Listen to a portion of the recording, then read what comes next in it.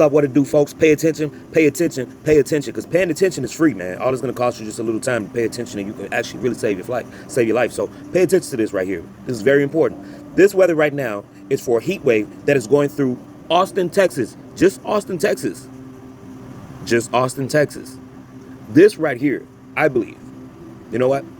I can't even say believe, because belief is a spell. But this right here, that I am going to allegedly say that this is a terrorist attack. Because how is it that this is just in Austin, Texas? And this is the weather, what it's going to be. Today, it was 75. Tomorrow, it'll be 80. Monday, it'll be 80. And so on, right? So, you know what I like to do? I like to get busy, and we're going to check to see this on the air quality map. All right, let's go. As you can see right here, Austin on high alert. Record-breaking February heat wave will leave you sweating. Well, it looks like right here, that shit's taking you to the emergency room. This is a different type of heat. This is not the same heat, y'all. This is not the same heat. This is definitely radiated heat. Allegedly. This is pure speculation. But ozone is definitely radiation. Let's take a look at it real quick. All right, first, we have to get the facts on ozone. You need the facts on ozone so you can understand what it is that we're looking at. So ozone can be produced from radiation, particularly ultraviolet radiation and other forms of ionizing radiation like X-rays, gamma rays, and even alpha particles. All right. Sounds cute. Next page. Yes, radio transmitters, particularly high-frequency ones, can indirectly influence ozone levels, especially in the mesosphere, though not directly produce ozone in the way UV radiation does. And there you have it. High-frequency waves can interact with the Earth's ionosphere, a layer of the atmosphere containing charged particles. This interaction can lead to changes in the ionosphere plasma, which in turn can affect the chemical process that influence ozone concentration in the mesosphere.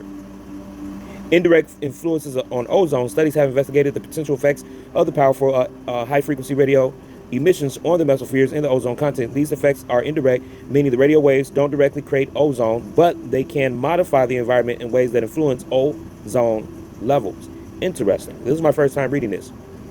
Researchers use controlled experiments like Sura mid-latitude heating facility in Russia. Interesting. To artificially disturb the ionosphere with high-frequency radio waves to study the potential impact on mesospheric ozone.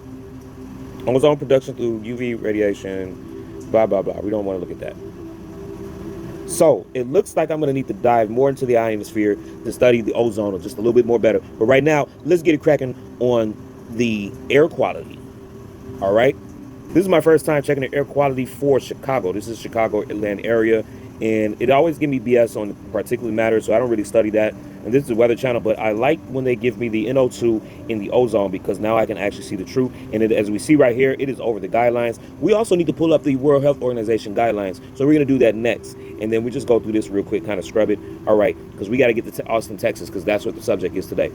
Okay, and here we have it, folks. This is the recommended guidelines as of 2021. All right, and this is from the World Health Organization. As we see here, we see annual 24 hours. Then we have the PM 2.5, the PM 10, the ozone, NO2, which is nitrogen dioxide, sulfur dioxide, and carbon monoxide. These are the 2005 levels, and then now we're in 2021, and those are the new levels there.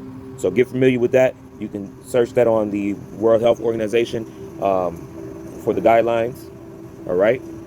The guidelines that we're going to focus on is NO2, which is for the annual is at 10. For the 24 hours, 25. We're going to focus on ozone, which the peak season is at 60. In the 8 hours is at 100. So we're already like 60% there.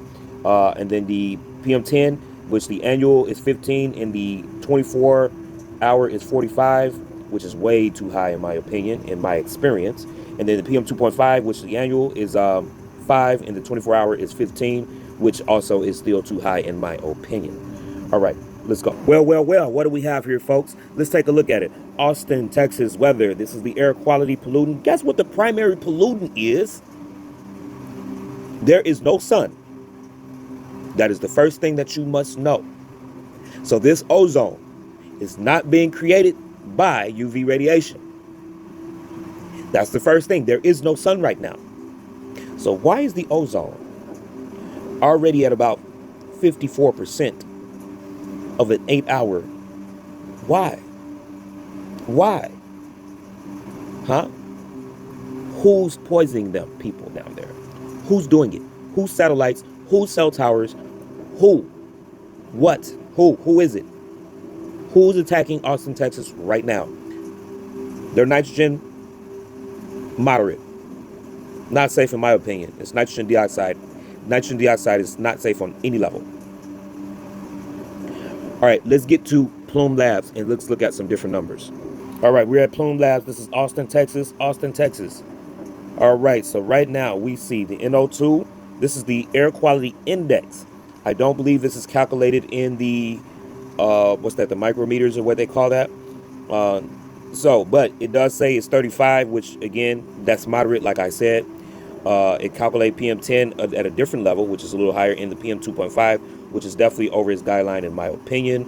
And as we see,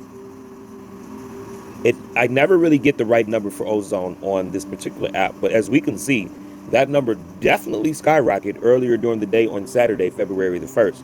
So you are getting a back history on it. It's not giving you the NO2. I don't think NO2 is that high earlier from when I seen it earlier, and I didn't get any videos on it early because I meant to actually record this video earlier, and that just did not happen. So let's go into the next day. The next day we see that the NO2 is definitely raised up a little bit, but the ozone has kicked up a notch. Very high for Sunday. That's where the heat is basically going to come up. And again, Monday, this will be in the afternoon. Ozone doesn't go up that much as we can see right now, but things can change on this particular app and on the day-to-day basis. So we have to come back to it, or actually we have to check it out on each individual day on the other apps like the Weather Channel.